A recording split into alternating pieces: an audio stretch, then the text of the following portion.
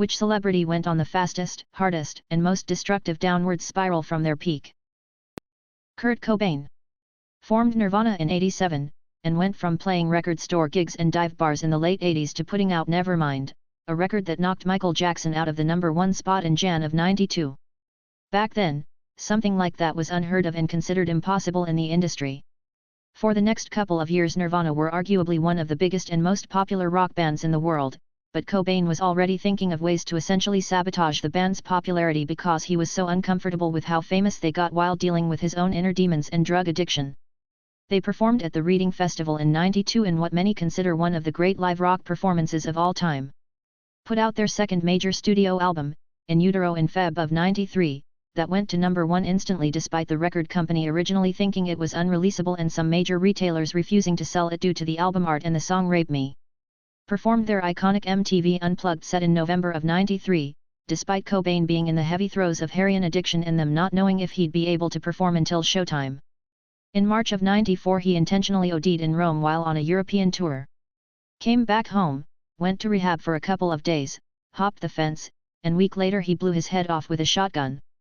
Nirvana has sold over 75 million records worldwide despite only being a band for less than 7 years, and only releasing essentially 2 major label albums, Nevermind and In Utero, 1 indie album, Bleach, 1 album of B-sides, Incesticide, the MTV Unplugged album and a greatest hits album, Nirvana.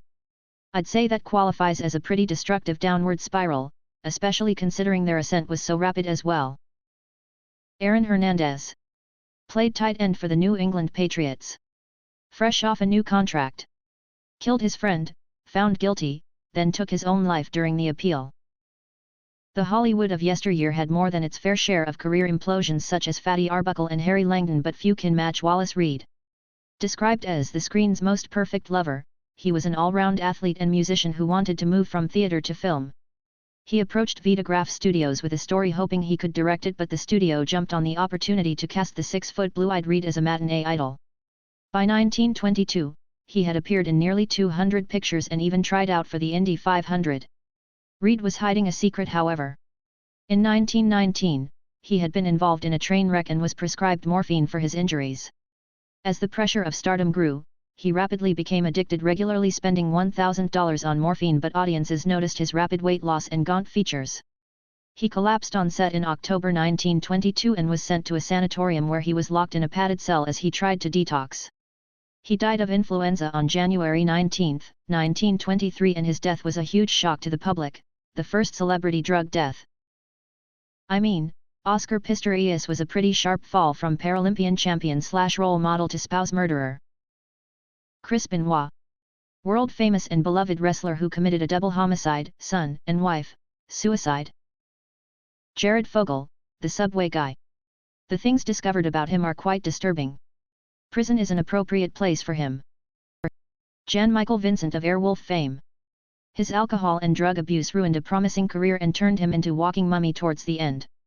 *edit*** although whoa, this guy was real comments made me feel really old. Chris Benoit. I may not be a wrestling fan anymore, but damn what a tragedy. Gia Karengi. She started modeling in 1978 at age 18. Reached her peak in 1979 and was considered the supermodel.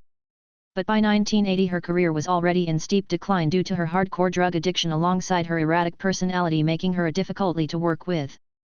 By 1981 her career was basically over at only age 21. She tried to make multiple comebacks but it never stuck and officially left the modeling industry for good in 1983. She ended up working as a store clerk and even a prostitute for some time, but in 1986 she ended up dying of AIDS at age 26, suspected to be caused by contaminated heroin needles. She was in such poor condition when she died, then when the doctors picked her up the skin fell off her back. No one in the fashion industry attended her funeral or even knew she had died. She fell just as quickly as she rose. In the end no one she thought cared about her in New York ended up being there for her during her final months except for the friends she made in rehab. Though through the demise of Gia brought about the rise of Cindy Crawford.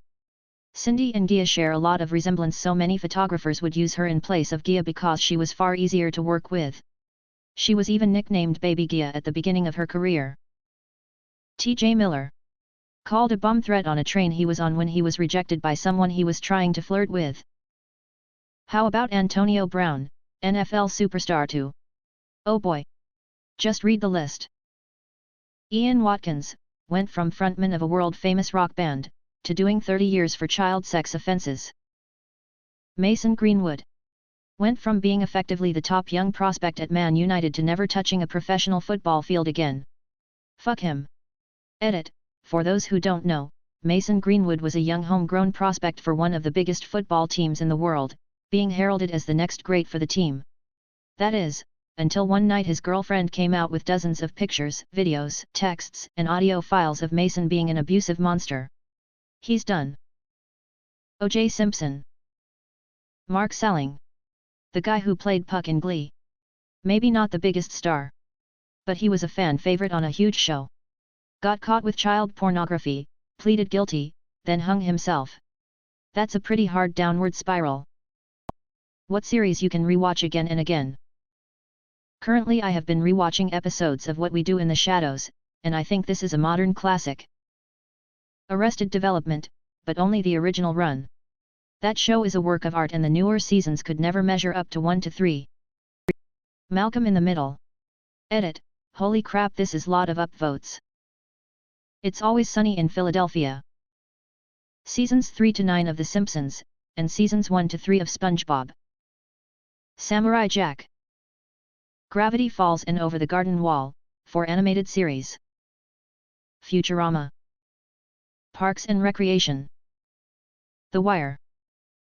Community and Bob's Burgers. Band of Brothers. X-Files. IT Crowd. Psych.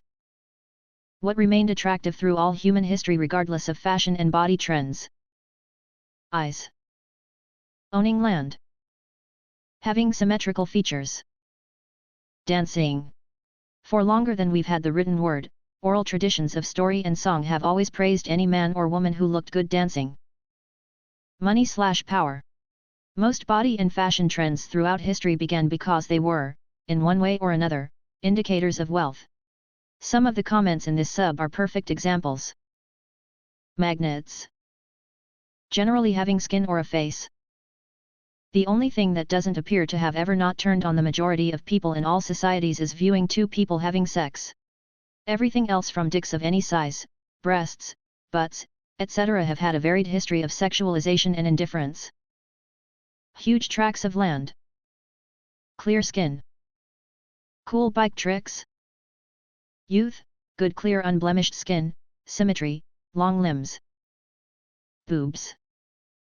Well, there are boob paintings in caves from years and years ago, then years and years later, there's my username. So, there's that. That guy's dead wife?